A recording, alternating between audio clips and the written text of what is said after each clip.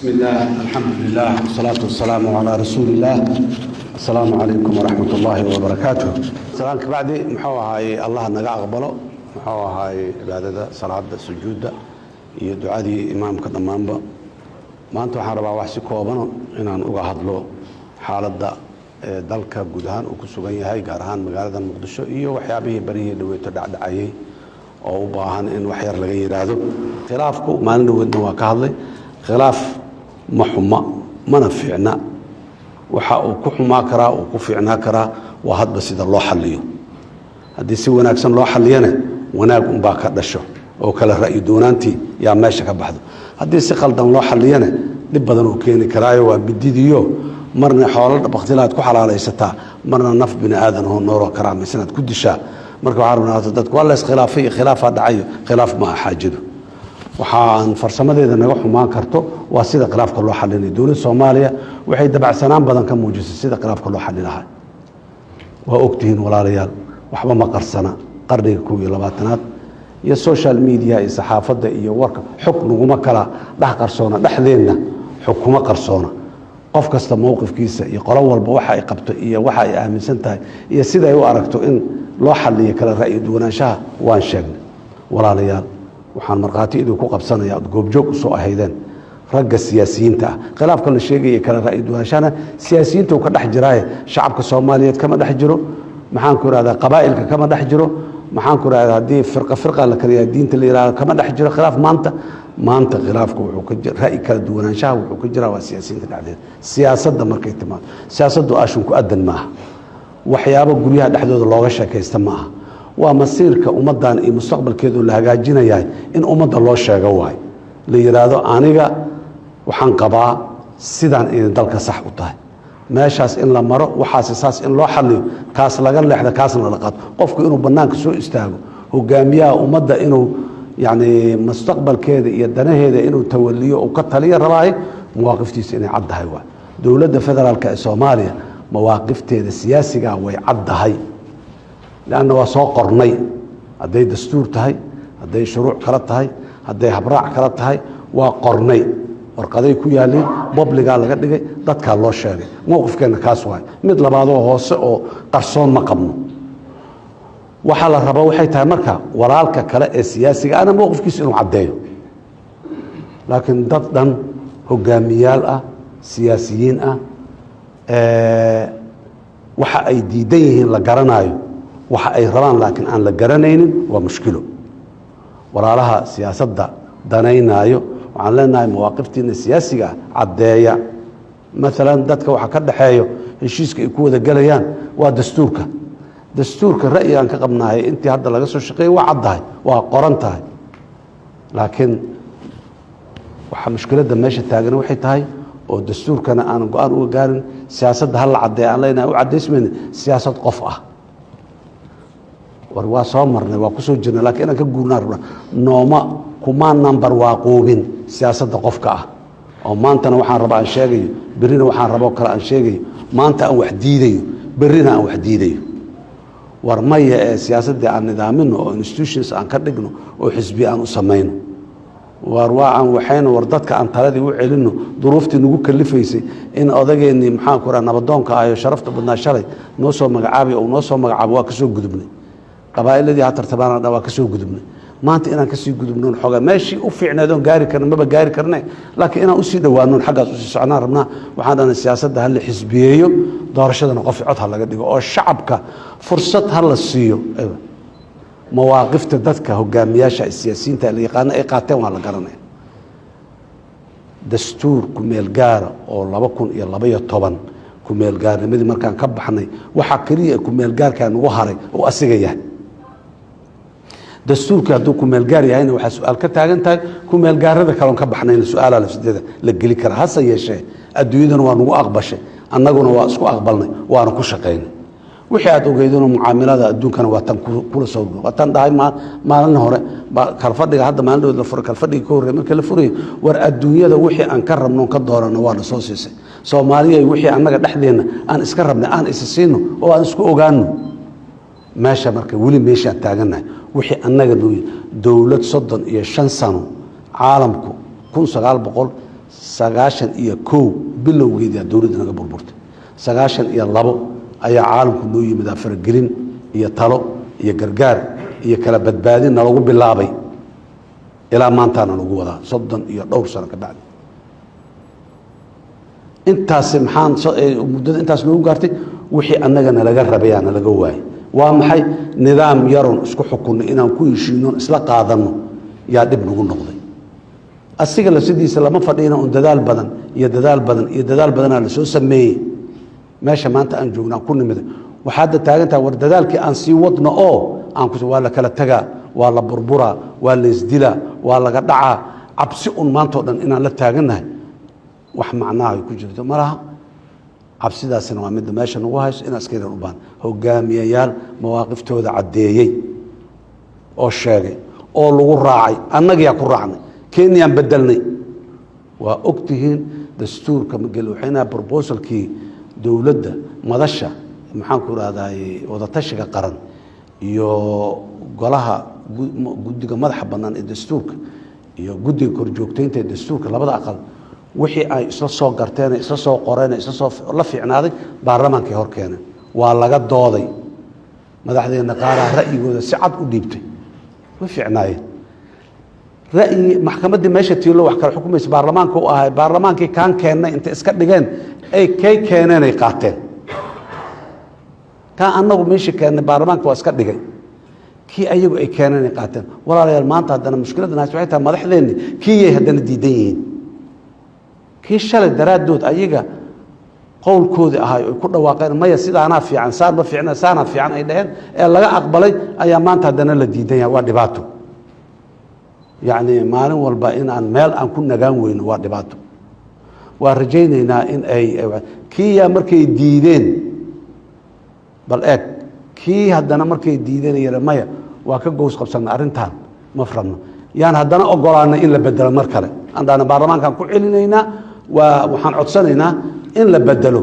waxaan u rabnaa ha lagu midoobale ma aaminsanin wixii fiicnaa inay yihiin ma aaminsanin wixii ummadan mutnayd inay yihiin ma aaminsanin wixii si dhab ah noo sii dhaweey lahay meesha xalka looga baxay inay yihiin laakiin maxaan aaminsanahay in lagu wada jiro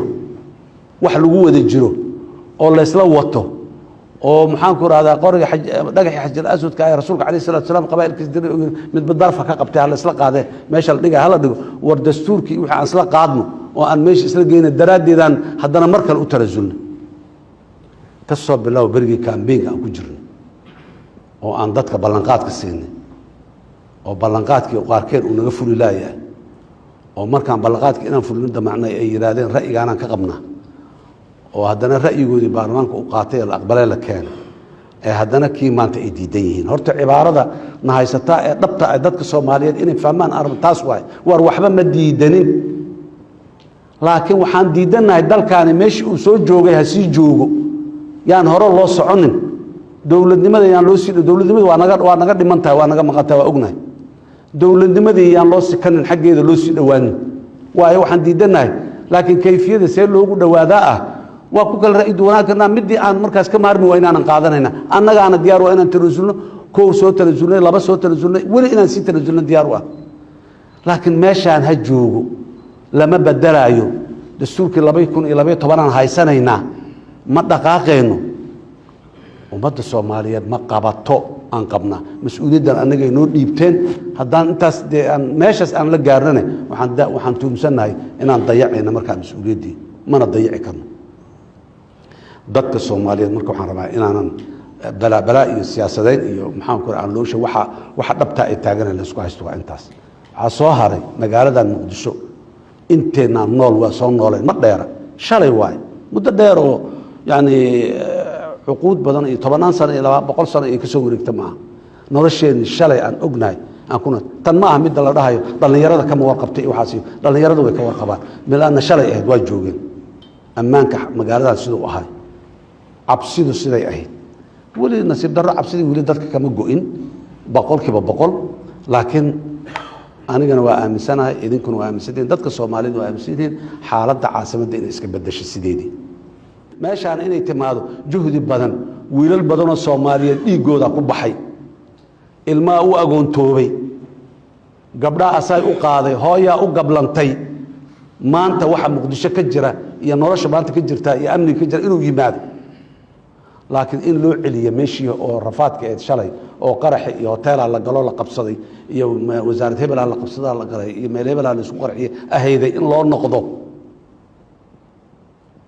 waa sahlan tahay aad iyo aad u sahlan tahay fidno balaayo buutin bakaylay leedahay la yiri in loo celiyo meeshii aad iyo aad u sahlan tahay waa codsanayna waa ka digaynaa ma waxaan codsanaynaa meesha inaan loo celin war meesha inaan loo celin oo waxaan macno lahayn oo aan macno sameynaynin aan meesha loo celin aanan ku dhumin oo aanan balaayo in laga waxaysmo maalan maalin dhaweyd saldhigi meeshaan ahay shilaa ka dhacay wax lagu farxa ma ahayn wax fiicanna ma ahayn way dhacday sideedaba shalay dhacday naan wixii shalay ku mashquulno daba taagnaan oo caliya xagga ka booday iyo caasha inta ka soo orday iyo la yidhaha wax macno ay samaynayaan walax aad iyo aad u xun ay ahaayeen dadka Soomaaliyeedna aan qabanin dawladnimada aan qabanin islaamnimadana aan qabanin ay ahaayeen maalin dhaweyd shilaa dhacay shilka saldhiga ka horreeyay nin odayahoo waayeel ahaa yaa lagu tacadiyey anuu jooga jumciyadda qurumaha ka dhexaysa New York ii soo diraa la i tusay wixii aan instruction talooyin iyo awaamir aan ka bixinay ragga waa la soo qabtay raggii markii la soo qabtay dhibkaa geystay ee saldhiga lagu soo xiray ee ninka odagaa inta loo keenay la yiri ma yihiin kuwii oo dhibaatada kuu geystay uu yiri haa waa yihiin oo meeshaas ay joogto in saldhigii la aado oo odagii lagu sameyn xiro raalli ah la yiri kuwaana maxkamadda la geynaa ay joogto saldhigii in la tago daw ma ahayn hal la tagee saldhigii sida lagu tagay haddana daw ma ahayn afar askariyo saldhigii joogtay maxaa u furan optionka in saldhigii inta ku cararaan iridda ay xirtaan intaasayna yeeleen in saldhigii ku cararaan ay iridda xirtaan ay yeeleen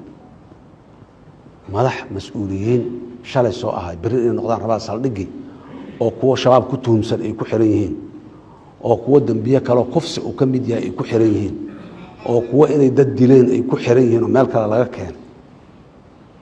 in daboolka laga qaado la yiraahdo ama ay buuq shoobar ay ka dhex dhacdo sax ma ahayn ala kulli xaal ilaahay waa naga soo gudbiyey wiilashii odagaas ku tacdiyeen waa xiran yihiin maxkamadana la geyn doonaa baaristooda markay dhammaato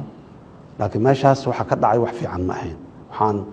ummadda Soomaaliyeed iyo nimanka odayaasha ugu baaqaya ficilada noocaas mar kale inaanay dhicin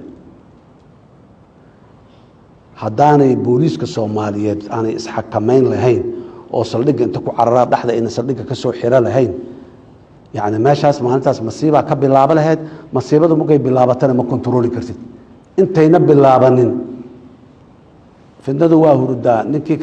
dhaqaa ka kiciyay in calada ku dhacdo yani fidno waa la bilaabi karaa ma ogid meeshay tagaaraysa meeshay ku dhacdo waryaanan waay aragnimo u lahayn oo aanan hore u soo arag fidno bilaabatay meeshay ka bilaabatay miyaa lagu xakameyn karaa laguma xakameyn karo madaxweynaha jamhuuriyaddan ahay dibna u fiiriya waayahan dambe haddana maalma waayaha soo socdaan fiiriya anaa iska reebay baabuur cabdibilaa oo qora dhashin ka saaran yahay inuu idaba kaco jidka isku waardiya anaa iska reebay oo irbaahideedii ma jirto waay oo dadka balaayo indhahooda loo tusinaa oo mar walba argagax iyo cabsi iyo in la cabsanayo balaayo yani baabuurkan cabdibilaa qoraga sitay magaalada muqdisho dhex maraya wuxuu calaamo u yahay khataraa jirta calaamo waaye oo tilmaamaysa inay khatar jirto mana jirto khatar oo cabdibilaa la isaga ilaaliyo ma jirto hadday ma jirto xataa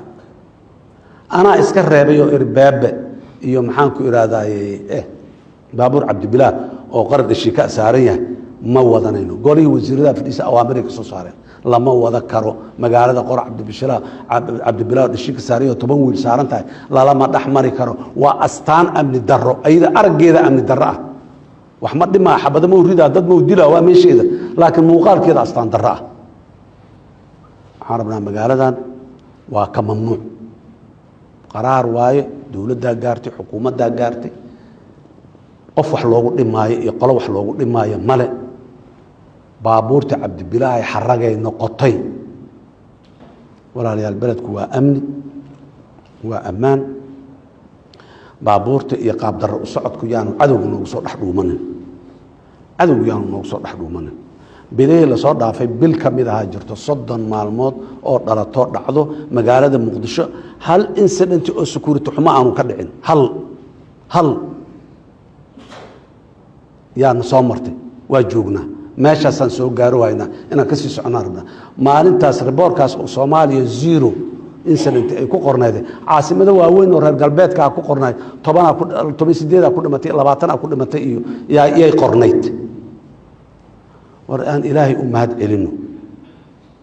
oo waxa wanaaga ah oo aan dhiiga wiilasheen aan ku helnay yaanan ka abaal dhicin aan muxuu ahay aan ka abaal hayno aan hore u sii socono nabadu cid ay dhib u tahay ma jirto inta aad joogteen walaalayaal oo dhowrkii sano 3 sano jajarka aan soo joognay yaa waaye siyaasiga gurigiisa loogu tagay siyaasiga gurigiisa inta loogu tagay laga soo xiray ama inta loogu tagay lagu xabadeeyay lagu amaan dareeyaa waay annagoo og oo shalay tahay oo saaxiibadeyda siyaasiyiinta maanta jooga qaarkood ay tahay guryahooda inta la tago oo wiil lagu laayo wiilashii xataa maanta hooyooyinkood meel ku duugan yihiin aanay aqoonin war waa dhibaato shalay dhacday oo soo marnay ma rabna inaan u noqono inta la dilo wiilal Soomaaliyeed meedkoodii la qaado meel aanan la garanayn ilaa maanta lagu soo aaso oo aan la aqoonin waa laga dhaqmay waa laga heshiiyay waa laga dulqaatay waa mahadsan yihiin waalidiintii iyo ehelkii qaraabadii arintaas aanan fidna gaarsiinin ee ka dulqaatay ee maxaan ku yiraahdaa yiri mar mid koos waa dhinteen Allah u naxariiso mid kale yaanu naga dhiman ee adkaystay waa mahadsan yihiin maanta meeshii ma joogno shalay xanuunkeedii aan ognahay shalay aad ay noo dhibtay waa ka xanuunsanay xanuunkeedii aan ognahay waxaan walaalayaal ilaahay idinkiis dawladdu ammaanka way ka shaqeynay siyaasiyiintu xor waaye codkoodii xor yihiin taladoodii xor yihiin qaarkood xildhibaano waaye baarlamaanka federaalka ay ka tirsan yihiin ha yimaadiina baarlamaanka waajibaa loogu leeyahay waa u dhaarteen kutubka jaamaca ay gacanta korka ka saareen waajibaa loogu leeyahay ha yimaadeen baarlamaanka soo dhaafaysan ra'yigooda halkaas ka cabireen saanaan qabnaa baarlamaanna waa maxay waa lagu doodaa marka dambana waa la codeeyaa meeshii codka u bataana la raaca waana sababtaan annaga madaxda ku nahay codkii noo bataan madax ku nahay annaga baarlamaanka dhexdiisa inta istaagnay dadka soo gacan maroojino ka soo xoogay waa la codeeyay codkii aan badanaan helno hadduu yaa madaxweyne hadduu yaa gudoomiye baarlamaan hadduu yaa ku-xigeenno hadduu aqal sare meel walba waa la codeeyay ciddii codka u badataa baarlamaan sidiisaba shaqadiisa waa intaas waa furan yahay maalin 2 3 intii la doonaa la doodaa marka u dambaysiyaa dooda u dhiman tahay maya marka la yiraahdo waxa la waa la codeynaa sidoo codku u bataana la qaataa waa sababtaan ku aqbalnay ra'yigii annagu intaan soo qornay aan baarlamaanka geynay markii loo codeeyo dadka isku raaceen oo laga batay in la bedelo annaguna aanan su'aal ka keenin maxaa loo bedelay annagaaba keennay aanan dhihin walaalahaas waxaan leeyahay ninkii baarlamaan ku jirna baarlamaanka ha yimaado kaan baarlamaan ku jirna xor waaye idaacad ha tago hoteelkaas ha ku shiro xagga ha tago ra'yigu qaba ha cabiro ha sheego cid ku haysato ku colaadinaysa male dadka Soomaaliyeed ra'yigii saxa iyo ra'yigii aan sax ahayn meel ay ku kala gartaan way joogaan waan ku cilciliyaa wali waan ku cilciliyaa siyaasadda suuqa ay leedahay badeeco gadmaysa keenso badeecadaha qaarkood ma gadmaayaan colaad iyo abaabul iyo cunfi ka shaqayn iyo dadka kala geysmadiisa iyo xumaantiisa ma gadanto caay ma gadanto maalin kasta ha la is caayo ha la waxeeyo ha laga dhaco ma gadanto baryahan waxa ugu badan walaa ay ka hadlaan waa arinta dhulka magaalada Muqdisho ku taala dawladda hoose xamara ka mas'uula sida kuwa muxuu ahay baydhabo ku yaala ama dhuusamareeb ku yaala ama garow ku yaala ama kismaayo ku yaala ay mas'uul uga yihiin dawladaha iyo maamulada meeshaas ka jira xeer dhulaadna dalku waa leeyahay haddii ay wax ku qaldameen dhaqangelintiisiina meeshaan ay ka qalloocatay inta la yiraahdo laga toosiyo waa la dhihi karaa waana laga toosinaa dawladda hoose gobolka Banaadir iyo dawladda federaalka oo halkan deganba gobollo kale iyo dawlado kale meel kale inta dad ka soo daabuleen xamar ma keenin soo ma dejinin meel abusiibe ahayd oo saas oo leesdul saarnay waa la habeynaa jidada laga bixinaa kana laga bixinaa haddii la yiraahdo dhulka dadkii deganay la ekaamaayo 100 qofood haddii ay deganeed oo la yiraahdo 5 jida laga bixinaa 5taas jid dhulka ay martay dad deganay dadkiina waa guryalaayin waana qaylinayaan ama lacag la soo meel kala dega hal yiraahdo ama nimayo isdabare laakiin maxay dadku u qayliyeen aniga ceeb ma aha mana diidana riyaa xaqiiqa saasaan sidaas laakiin meeshii wax dheeri ay ka jiraan in lagu baxo guddi loo saaro maxkamaduhu waad aragteen maalin walba awaamir ay ka soo saaraan hal la joojiyo lama fuli karo lama yeeli karo ka soo saaraan dawladda hoose waad maqlayseen maalmo dhawaato guddiyay bixisay war meeshan qayla ka yirtay hal la eego xagga bal muxuu ahaa dhawaaq kala ka baxay hal la eegaa leeyahay wax xalinayna magaalada muqdisho abasiiba ma si ahaanayso meel shabaabku ku dhunto oo la geli karin ciidamada amniga aan geli karin ma si ahaanayso meel qofka ku dhintay meedkiisa aan laga soo saari karin ma si ahaanayso meel haddii dab ka dhaco baabuurka dabdamiska aan loo geli karin ma si ahaanayso mar walba dhaawa ku cilina war adduunyada sida u nooshaa u noolaano adduunyada sida u nooshaa dad faqri ah waa qabtaa adduunyadu dad dhibaataysan waa qabtaa say u nooshaa u noolaano laakiin siyaasadda dawladda magaaladan inay amni noqoto qurxoonaato nadiif ahaato waaye dawladda hoosana inta amarku lagu sii waa intaas ay ku shaqayso wixii kale oo dadkeen xumaan lama rabno xanuun lama rabno dhibna lama rabno wixii dhib ay xanuun iyo buuq oo soo baxana qaanuunka wixii waafaqsanna qaanuunka lagu xalina ninkii dukumiinti haysto oo dhulka asiga iska leh maxkamadaha jira maxkamadahu aada waana loo xukumaa waana loo xalina waana loo banaynaa weliba kii aan dukumiinti haysan ee tabasho qaba karana asiga lafsidiisana waa lala fadhiisanaa waa lala hadlaa waa la dhageysanaa tabashadiisa sidii ay xal ku noqon karto oo xanuunka iyo tabashadu qabo ay ku dhammaan kartaa lagu dhammaynaa lagu yaraynaa laakiin dadka Soomaaliyeed waxaan leeyahay nin muraad kala leh oo xanuunka adiga aad tabanayso sheeganaysa aanu dhibayna aanu lahayn yaanu kuwa awrkacsan inaan leenahay dadka dawladooda meel ka dambayso oo wanaag u jiraahin ma jirto dawladana dadka cadow uma aha labada habeen ammaanka yarka in ku hoyanaynan haysanay nimayo qiimahaas ku fadhiya yaanan la qiimo tirin oo macna la'aan laga soo qaadin wiilasheena dhiigoodii waay waxaan ku hurdnaa habeenka ku sacan wiilasheena dhiigoodii waa waxa ay wiilal Soomaaliyeed gabdhaha Soomaaliyeed ila leeyihiin 8 saac habeenimo la jooga meeshaasaan mareynaa halkaasaan u soconaa magaalada waa u jeed waxay u leeyihiin wiila naftiis u horay gabara nafteeda u hurtay ummadda Soomaaliyeed war wax kastoo naga qaldan waa saxayna waana saxanayna waana leenahay awoodaan ku saxanayna iyo rabitaanka lagu saxay meeshii aan ka nabadiyaan loo celin sideedaba horay aan u sii socono haddaan ku feeno hore aan u sii ku kufno gadaal yaan u dhicin gadaal yaan u dhicin marna walaalaha hogaamiyaasha siyaasiyiinta iyo daneeyaasha siyaasadeed ahna waxaan leenahay war kalmad fiican oo dadka dhagahooda iyo indhahooda u roon la imaada qora dhishikaay qora akaay qora beeka ma ahan kuwaas inay naga dhamaadaan oo la xereeyo guryaha lagu xereeyaan rabnaa inaan jidka la marno oo sidii shalay xamar jiri jirta aan u muuqano ma rabno qof siyaasad daraadeed loo caburinayaa horena uma jirin haddana ma jirto ra'yi waa xor qofku uu cabiri kara kii baarlamaanka ku jira baarlamaanka ka dhaxabiro kii baarlamaanka ku jira banaanka ku cabiro qof haystaba inta qofku hadlayo qofkii la hadlaahi waa laga gardaraya laakiin qofku markuu qoray soo qaato xabad soo qaato oo wax dilaayo wax duminaayo gacanta in laga qabto mudan yahay ilaa walaal joog in la yiraahdo mudan yahay waana la dhahayaa fitna ninkii ku hadlayana Soomaalida u jeedo oo aqal celinayso inta baan ciidan amni iyo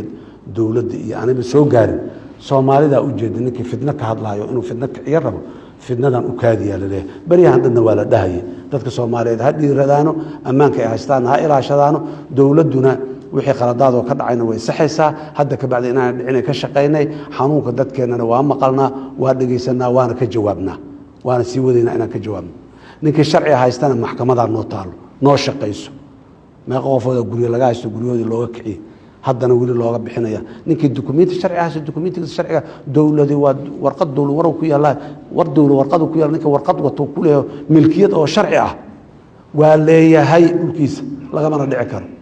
laakiin ninkii suuq madow iyo Cabdalla Shiday inta tag wax soo malmalokaystay waa la fahmaa asigana waa la yaqaan raali ah baa la leeyahay kan dukumiinti jira ma aan intaasaa ugu muhiimsan intaan raba inay idiraar walaal waa maasantihiin aan leenahay ilaahay nabadda noo xoojiyo ilaahay dadkeena qulubtooda isu soo duwo boggeena burcad allah isu mariyo ummadda Soomaaliyeedna dawladooda ku kalsoonaadaan dawladuna ha u istaagtay inay dhaqan geliso shuruucda lagu heshiiyey ee dalka uu leeyahay aad iyo aad u maasantihiin wassalaamu calaykum waraxmatullaahi wabarakaatuh